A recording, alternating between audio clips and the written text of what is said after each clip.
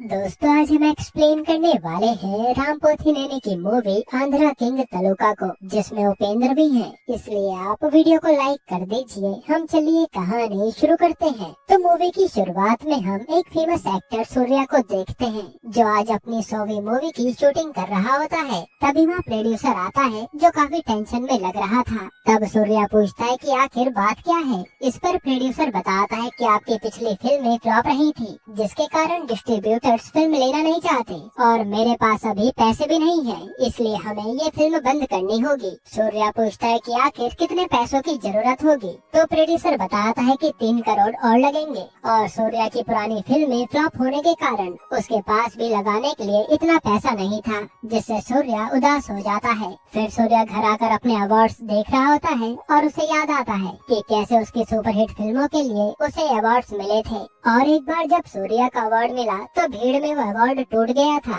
पर सूर्या ने उसे भी अपने पास रखा, क्योंकि सारे अवार्ड्स उसके लिए अनमोल हैं। यहाँ सूर्या की बीवी को जब ये बात पता चलती है तो वो अपने पति को मोटिवेट करने लगती है, जिस पर सूर्या भी अपने एक प्रोड्यूसर दोस्त नायक को कॉल करता है, जिसे सूर्या ने 10 हिट फिल्में दी थी और वो उसे 3 करोड़ की हेल्प मांगता है। इस पर नायक कहता है कि मैं आपको पैसे तो दे दूंगा, लेकिन मैं अपने बेटे के साथ एक फिल्म बना रहा हूँ, उसमें बाप का रोल आप कर लो, इससे वो आपकी 100वीं फिल्म होगी और आपको पैसे भी मिल जाएंगे। ये सुनकर सूर्या निराशा में फोन काट देता है। फिर अगले दिन जब सूर्या सुबह उठता है तो अखबार में देखता है कि एक ईश्वर नाम के रिपोर्टर ने खबर छापी है कि सूर्या की 100वीं फिल्म बंद हो गई है, इसलिए सूर्या का डाउनफॉल भी शुरू हो गया। ये देखकर सूर्या से ज्यादा उसके मैनेजर विष्णु को गुस्सा आता है। तभी सूर्या के दरवाजे पर कई सारे डिस्ट्रीब्यूटर्स की भीड़ लग जाती है, जिन्होंने सूर्या की 100वीं फिल्म खरीदी थी और वो अपने पैसे मांग रहे थे। ये सब देखकर तो सूर्या टेंशन में आ जाता है। फिर विष्णु सूर्या से आकर कहता है कि अब हम क्या करें, हम तो चारों तरफ से फंस गए हैं। जिस पर सूर्या कहता है कि कुछ भी हो, हमें इन लोगों के पैसे लौटाने होंगे, उसके लिए तुम मेरा बंगला और सारी गाड़ियाँ बेच दो। पर विष्णु कहता है कि आप सुपरस्टार हैं, इस बंगले और गाड़ियों से आपका रुतबा है, ये सब हम नहीं बेच सकते। आप ऐसा करो, नायक का ऑफर एक्सेप्ट कर लो और कोई ऑप्शन नहीं है। ये सुनकर सूर्या को बहुत दुख होता है कि अब उसे हीरो से सीधा हीरो के बाप का रोल करना पड़ेगा। पर फिर भी वो पैसों के लिए नायक को फोन करने लगता है,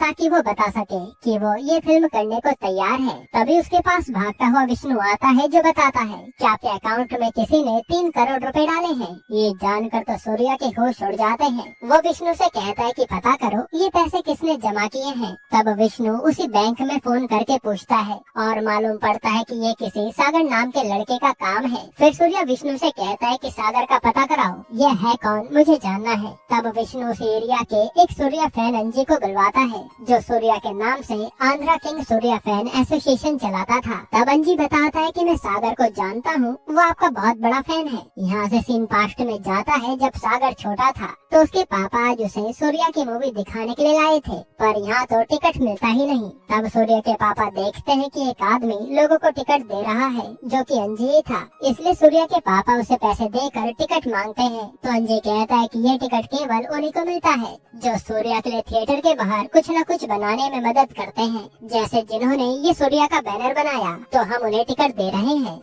ये सुनकर तो सागर अपनी शर्ट उतारता है और उस पर आंध्रा किंग लिखकर उसे वहीं टांग देता है, जिसके बाद उसे मूवी टिकट मिल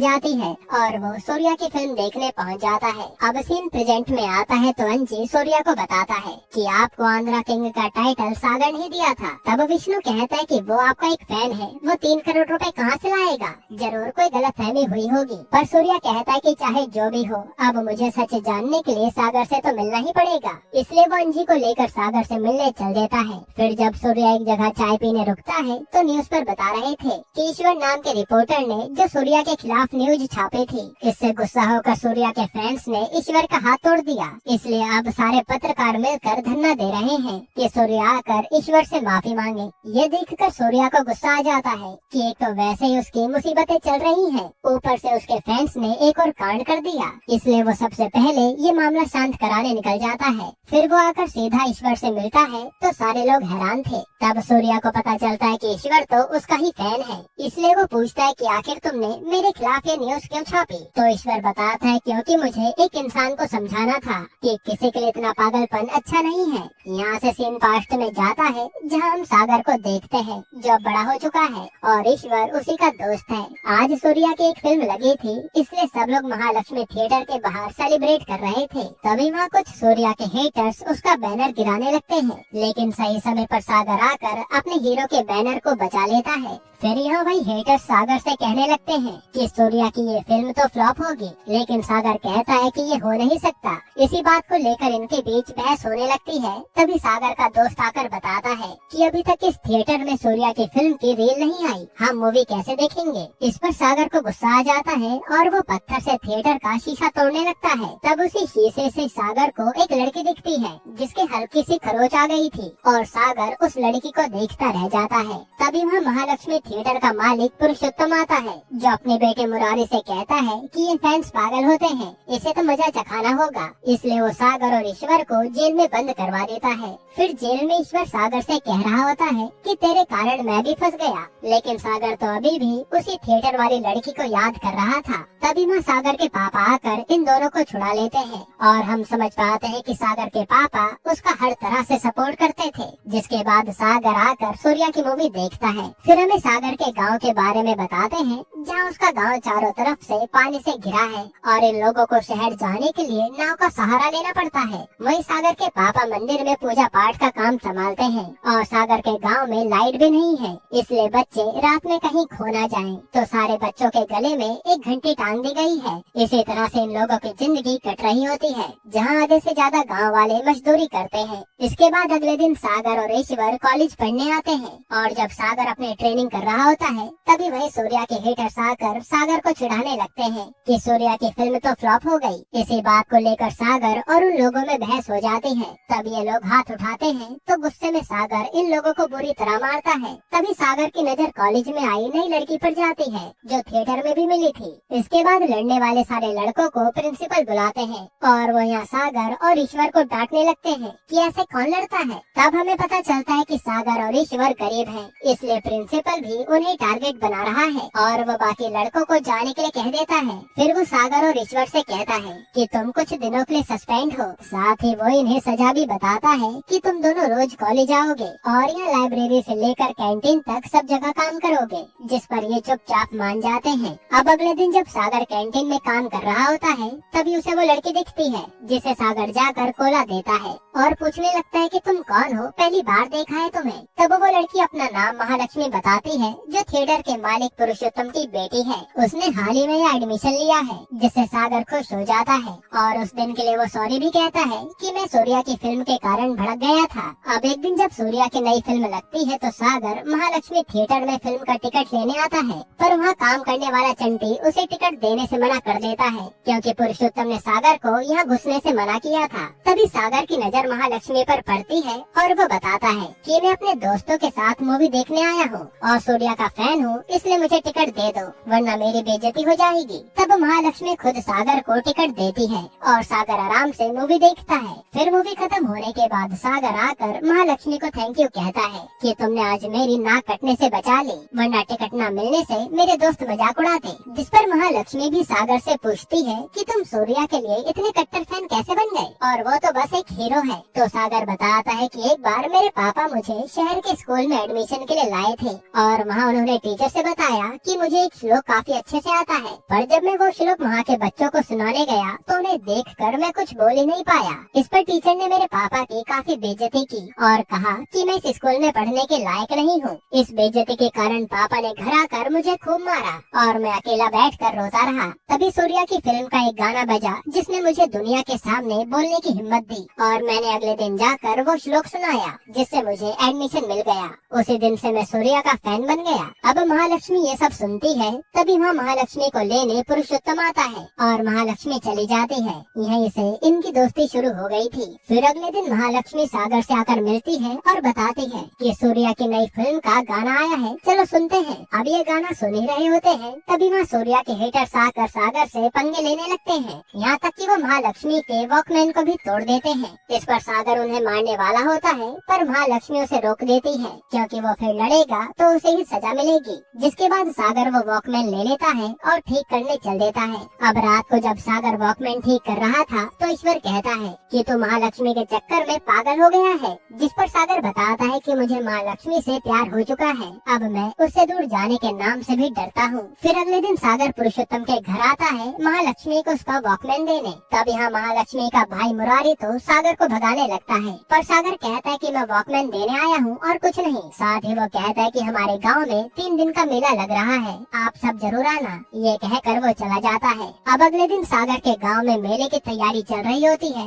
तभी सागर को कोई बताता है कि सूर्य अपनी शूटिंग के लिए अपने गाँव के पास आया है। ये सुनकर तो सागर सब कुछ छोड़कर सूर्या को देखने भागता है और पार जाने के लिए नाव का इंतजार करने लगता है। तभी वहाँ महालक्ष्मी आती है, जो सागर के कहने पर मेला घूमने आई थी, और उसे लगता है कि जरूर सागर उसका इंतजार कर रहा होगा। तभी उसे पता चलता है कि सागर तो सूर्या को देखने जा रहा था। इसलिए महालक्ष्मी कहती है कि कोई बात नहीं, तुम चले जाओ, मैं तुम्हारा यह इंतजार करूंगी, क्योंकि सूर्या से मिलने का मौका बार बार नहीं मिलेगा। ये सुनकर सागर खुश हो जाता है। फिर यहाँ से सागर शूटिंग देखने आता है तो इस फिल्म का प्रोड्यूसर बात कर रहा था कि सूर्या को मीठे केले खाने हैं, पर वो मिल नहीं रहे। ये सुनकर सागर कहता है कि मैं वो लाता हूँ ना। ये कहकर वो निकल जाता है और वहाँ जाकर सबसे अच्छे मीठे केले खरीद लेता है। फिर जब वो लौट रहा होता है तो रास्ते में वही सूर्या के हेटर्स आकर सागर से पंगे लेने लगते हैं। जिस पर सागर कहता है कि आज मुझे जाने दो, मेरा लड़ने का मूड नहीं है, और ये लोग केले ही बर्बाद करने लगते हैं। इस पर सागर को गुस्सा आता है और वो उन लोगों को बुरी तरह मारता है। फिर वो किसी तरह वो केले लेकर प्रोड्यूसर के पास आता है तो प्रोड्यूसर कहता है कि यार तुमने आने में देर कर दी, सूर्या तो यहाँ से चले गए। तो सागर कहता है कि कोई बात नहीं सर,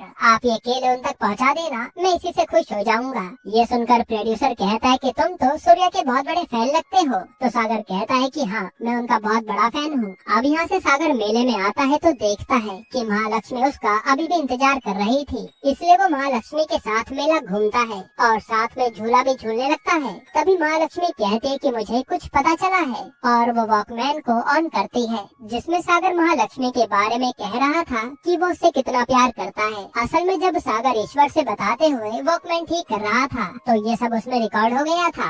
अब यहाँ महालक्ष्मी कहती है कि मैं भी तुमसे प्यार करती हूँ, जिससे सागर खुश हो जाता है। और फिर अगले दिन से ये लोग रोजाना मिलने लगते हैं। इसी तरह से कई दिन बीत जाते हैं जहाँ सब कुछ अच्छा चल रहा था। फिर एक दिन जब सूर्या की फिल्म लगती है तो सागर को महालक्ष्मी अपने साथ प्रोजेक्टर के पास लाती है और कहती है कि यहाँ से फिल्म देखने का भी अलग मजा है। ये कहकर वो सागर को किस करती है और सागर भी खुद पर कंट्रोल नहीं कर पाता। पर यहाँ इन दोनों के किस पर्दे पर दिखने लगती है, जिससे सब हंस रहे थे, और ये देखकर पुरुषोत्तम के होश उड़ जाते हैं। इसलिए वो यहाँ सागर को आकर बुरी तरह मारता है। तब सागर कहता है कि मैं अपनी बेटी से प्यार करता हूँ, पर पुरुषोत्तम कहता है कि मेरी बेटी अमीर है, इसलिए तूने उसे फंसाया है ना, वरना तेरी औकात कहाँ कि मेरी बेटी के पास भी आ जाए। पर सागर कहता है कि मैं महालक्ष्मी के लिए कुछ भी कर सकता हूँ, मेरा प्यार सच्चा है। ये सुनकर तो पुरुषोत्तम सागर और उसके पूरे गांव की बेइज्जती करने लगता है कि तेरा पूरा गांव मजदूरी करके जीता है और तेरी हिम्मत कैसे हुई मेरी बेटी से प्यार करने की। तब सागर को गुस्सा आता है और वो कहता है कि तूने मेरे गाँव की बहुत बेइज्जती कर ली, अब मुझे कुछ बनना ही पड़ेगा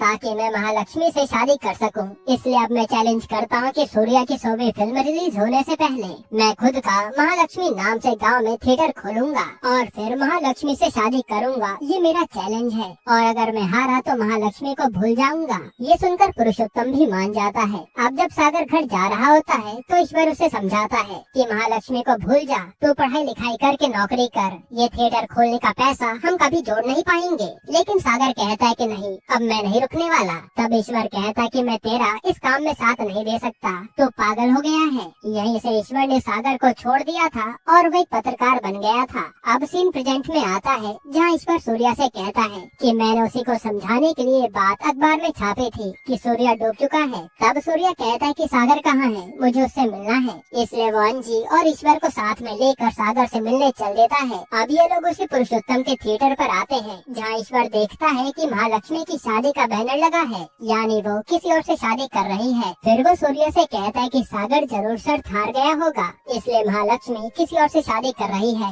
तब सूर्या कहता है कि चलो महालक्ष्मी से मिलते हैं, मुझे जानना है कि आखिर बात क्या है। जिसके बाद ये सब सीधा महालक्ष्मी की शादी वाली जगह पर आते हैं और सूर्या आकर महालक्ष्मी से मिलता है। तब यहाँ महालक्ष्मी पहले तो हैरान थी कि एक सुपरस्टार उससे मिलने आया है। फिर सूर्या पूछता है कि आखिर तुमने सागर से शादी क्यों नहीं की, जिस पर महालक्ष्मी बताती है कि सागर एक धोखेबाज है, उसे मैं कभी माफ नहीं करूंगी। अब यहाँ से सीन पास्ट में जाता है जहाँ सागर ने शर्त एक्सेप्ट कर ली थी। तो वो महालक्ष्मी और चंटी के साथ मिलकर एस्टिमेट निकालता है कि एक थिएटर बनाने में कितना खर्चा आएगा। तो वो टोटल 2.5 करोड़ था। ये देखकर तो सागर के होश उड़ जाते हैं, कितना पैसा मैं कहाँ से लाऊंगा। पर फिर वो महालक्ष्मी के कहने पर बैंक से लोन लेने जाते हैं, पर बैंक वाले उसे भगा देते हैं क्योंकि सागर के पास तो कोई प्रॉपर्टी भी नहीं थी जिस पर वो लोन ले सके। इसी बीच महालक्ष्मी भी उसे अपने गहने ऑफर करती है कि इसे बेचकर थिएटर खोल लो, किसी को पता नहीं चलेगा क्योंकि शादी तो हम कर ही लेंगे। पर सागर मना कर देता है कि मैं अपने दम पर ये शर्त जीतूंगा।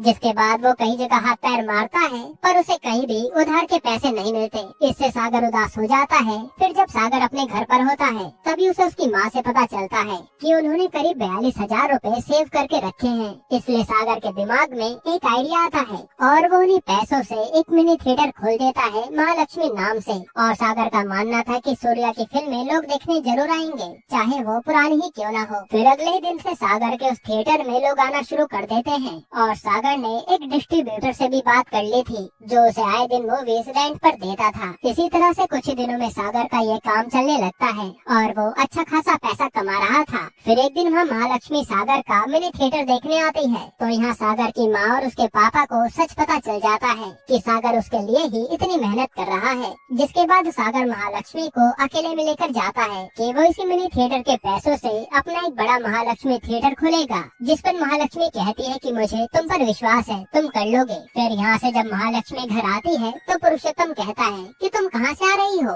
महालक्ष्मी कहते कि सागर का काम देखने गई थी और वो बड़ी लगन से अपना काम कर रहा है, जरूर उसका सपना पूरा होगा। ये सुनकर तो पुरुषोत्तम को गुस्सा आता है और वो कहता है कि आज के बाद अगर तुम घर से बाहर निकली तो पैर तोड़ दूंगा। फिर जब एक दिन सागर अपने दोस्तों के साथ होता है तो मालूम पड़ता है कि सूर्या की 100वीं फिल्म मकर संक्रांति पर रिलीज होगी। ये सुनकर तो सागर उदास हो जाता है। फिर वो चंटी से आकर बताता है कि यार सूर्या की 100वीं फिल्म रिलीज होने में केवल 10 महीने बचे हैं और जिस तरह से हम कमाई कर रहे हैं वैसे 2 करोड़ रुपए इकट्ठा करने में कम से कम 5 साल से ज्यादा समय लगेगा, इसलिए मुझे कुछ और सोचना चाहिए। फिर जब सागर अपने मिनी थिएटर पर अकेला बैठा होता है तभी वहाँ मुरारी अपने लोगों के साथ आकर पूरे मिनी थिएटर में आग लगा देता है और वो सागर को भी मारने लगता है। जिस पर सागर तो पहले से ही टेंशन में था, इसलिए वो इन लोगों को बुरी तरह मारता है। पर वो मुरारी को छोड़ देता है कि तू तो मेरा साला है। अब कुछ ही दिनों में सागर को एक आइडिया आता है और वो एक रेत वाले से आकर मिलता है। यहाँ सागर कहता है कि एक ट्रैक्टर रेत का दाम 2,500 रूपए है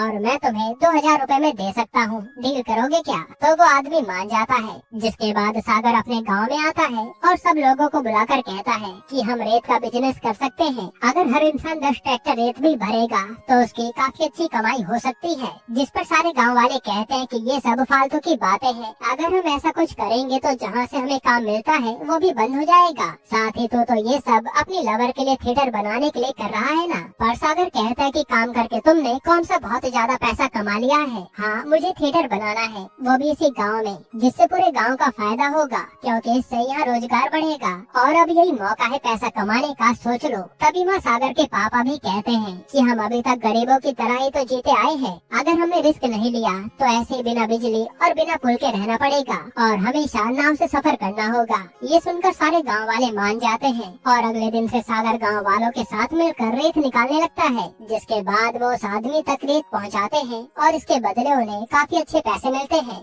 फिर देखते देखते सागर काफी पैसे जमा कर लेता है और वो सब कलेक्टर के पास आकर अपने गांव में थिएटर का नक्शा भी पास करवा लेता है। जिसके बाद वो महालक्ष्मी थिएटर का काम शुरू कर देता है। इससे सागर के मम्मी पापा भी खुश थे। फिर सागर थिएटर चलाने के लिए गांव में बिजली का भी इंतजाम कराता है, जिसमें सब कलेक्टर भी उसकी मदद कर रहे थे। इससे गांव में बिजली आ जाती है और सारे गांव वाले बच्चों के गले से घंटी निकाल कर फेंक देते हैं, जिससे सागर को बहुत अच्छा लगता है। फिर कुछ ही दिनों में सागर का थिएटर भी बनकर तैयार हो जाता है और सागर सारे गाँव वालों को साइकिल पर घूमकर बुला रहा था कि आज मूवी देखने आ जाना। फिर वो सीधा एक नई फिल्म की रील लेने डिस्ट्रीब्यूटर के पास आता है, पर डिस्ट्रीब्यूटर कहता है कि ये नई फिल्म की रील का पैसा पहले पुरुषोत्तम ने भर दिया है, इसलिए मैं तुम्हें ये रील नहीं दे सकता। तब सागर उदास हो जाता है। फिर वो वहाँ से सीधा पुरुषोत्तम से मिलने आता है और कहता है कि आपके चैलेंज के कारण आज मेरा थिएटर बन पाया है और मैं जानता हूँ कि आपने जानबूझकर वो फिल्म पहले ही खरीद ली, इसलिए मैं भी कुछ जुगाड़ तो करूँगा ही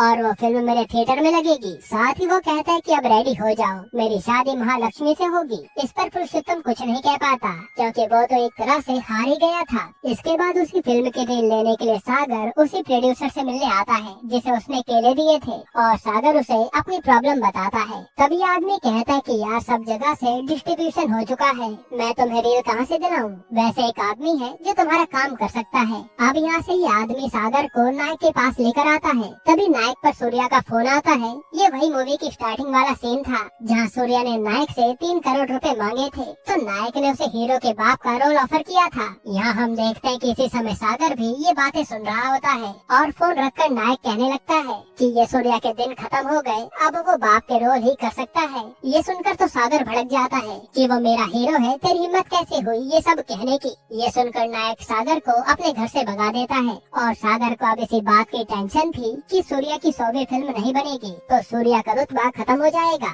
वहीं सागर को आज ईश्वर का लिखा हुआ अखबार मिलता है जिसमें उसने लिखा था कि सूर्या का करियर अब डूब चुका है, उसकी 100वीं फिल्म नहीं बनेगी। ये देखकर सागर उस अखबार को जला देता है और अकेले में जाकर खूब रोता है। फिर वो सोचता है कि अब उसे सूर्या की किसी भी तरह से मदद करनी होगी, जिसके बाद वो सीधा पुरुषोत्तम के पास आता है और कहता है कि मैं आपको अपना थिएटर बेचना चाहता हूँ 3 करोड़ के बदले। जिस पर पुरुषोत्तम कहता है कि मैं तुम्हारा थिएटर क्यों खरीदूं? तो सागर कहता है कि वहाँ बिजनेस काफी अच्छा होगा और थिएटर खरीद कर आप ये शर्त जीत जाओगे जिससे मैं वहाँ से शादी नहीं कर पाऊंगा। ये सुनकर पुरुषोत्तम खुश हो जाता है और वो 3 करोड़ का इंतजाम करके महालक्ष्मी के हाथों सागर के पास 3 करोड़ भिजवाता है। तब पैसा देते हुए महालक्ष्मी कहती है कि आखिर वजह क्या है? तो सागर बताता है कि सूर्या की मूवी आधे में अटक गई है और उन्हें 3 करोड़ की जरूरत है। ये सुनकर महालक्ष्मी कहती है कि आज सूर्या तुम्हारे लिए मेरे से भी ज्यादा इम्पोर्टेंट हो गया, तुम एक धोखेबाज निकले। ये कहकर वो सागर को चाटा मार देती है। हालांकि वो उसे समझाने की कोशिश करती है कि हम शादी कर लेते हैं, पर सागर वो पैसे लेकर चुपचाप चला जाता है। इसके बाद ही सागर ने वो पैसे सूर्या के अकाउंट में डाले थे। अब सीन प्रेजेंट में आता है और सूर्या कहता है कि सागर जैसा फैन मिलना मेरे नसीब की बात है। साथ ही वो महालक्ष्मी को समझाता है कि सागर ने अब तक जो कुछ भी किया या तो उसने तुम्हारे लिए किया या फिर मेरे लिए, उसने तो अपने बारे में कुछ सोचा ही नहीं, इसलिए तुम सागर से गुस्से में किसी और से शादी मत करो। ये कहकर सूर्या वहाँ से जाने लगता है। तभी वहाँ पुरुषोत्तम आता है और वो भी सूर्या को देखकर हैरान था। तब सूर्या कहता है कि मैं सागर से मिलने आया था जो मुझे नहीं मिला। ये सुनकर तो पुरुषोत्तम के होश उड़ जाते हैं कि सागर की पहुँच कहाँ तक है। अब सूर्य यहाँ से सीधा सागर के गांव जाने के लिए नाव के पास आता है, पर वो आदमी बताता है कि तूफान आया है जिसमें हर तरफ पानी बढ़ गया है। पर सूर्या कहता है कि मेरा सागर से मिलना बहुत जरूरी है और वो नाव वाला भी सूर्या का फैन था, इसलिए वो सूर्या को लेकर सागर से मिलवाने चल देता है। अब रास्ते में काफी तूफान आता है पर सबको पार करते हुए सूर्या आगे बढ़ रहा था। वहीं सागर का पूरा गाँव पानी भरने के कारण उजड़ गया था, इसलिए वो सारे लोगों को उसी थिएटर में ले आता है ताकि सब सेफ रहे। फिर थोड़ी देर में वहाँ थिएटर में सूर्य आता है जिसे सब देखकर हैरान थे और सूर्य सागर को बुलाकर कहता है कि मैं तुमसे मिलने आया हूँ। इस पर सागर कुछ बोल नहीं पाता। फिर सूर्य कहता है कि तुम मेरे इतने बड़े फैन कैसे बन गए? तो सागर कहता है कि मैंने सब कुछ आपकी फिल्मों से सीखा है और आपका एक गाना मुझे आज भी मोटिवेट करता है, इसलिए मैं कभी हार नहीं मानता। ये सुनकर सूर्य कहता है कि मैं भी इन दिनों जिंदगी से हार गया था, पर आज तुमसे मिलकर मुझे हिम्मत मिली है, अब मैं अपनी नई शुरुआत करूँगा। तभी सूर्य को सागर के गले में एक अजीब सा लॉकेट दिखता है जिस पर सागर बताता है कि ये आपके अवार्ड से टूटकर गिर गया था, वही लॉकेट मैंने बना लिया। जिस पर सूर्य कहता है कि यार ये मुझे दे दो, मेरे लिए अनमोल है। तो सागर वो दे देता है। जिसके बाद अगले दिन सूर्य सागर से मिलकर जाने लगता है। तभी वहाँ महालक्ष्मी आते हुए दिखती है जो अपनी शादी तोड़ाई थी और वो सागर से शादी करेगी। ये देख सूर्य खुश हो जाता है। इसके बाद हम देखते हैं कि सूर्य घर आते ही विष्णु से कहता है कि हम वो पैसा सागर को लौटा देंगे और तुम मेरा बंगला और गाड़ियाँ बेच दो, हम उन पैसों से अपनी 100वीं फिल्म को पूरी करेंगे और मुझे यकीन है वो फिल्म हिट होगी। फिर कुछ दिनों बाद पता चलता है कि सूर्या की 100वीं फिल्म हिट हो गई है और सागर के पास अब महालक्ष्मी के साथ गांव में अपना थिएटर भी है। यहीं पर ये मूवी खत्म होती है। दोस्तों, अब आपको कौन सी मूवी का एक्सप्लेनेशन चाहिए हमें कमेंट में बताइएगा। बाकी अगर आपको हाल ही में आई एक कमाल की मूवी देखनी है तो आप ये वीडियो देख लीजिए।